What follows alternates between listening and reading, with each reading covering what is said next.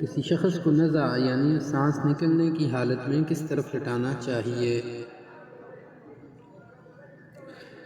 فقہی نصوص سے یہ بات ثابت ہے کہ میت پر جب موت کے آثار شروع ہو جائیں تو اس کا سر شمال کی جانب اور پیر جنوب کی جانب اور رخ قبلے کی طرف کر دیا جائے۔ یہ طریقہ افضل ہے، اور یہ بھی جائز ہے کہ چت لٹا کر پیر قبلہ کی طرف کر دیے جائیں اور سر کو قبلہ کی طرف متوجہ کرنے کے لیے نیچے تکیہ وغیرہ رکھ کر سر کچھ اونچا کر دیا جائے۔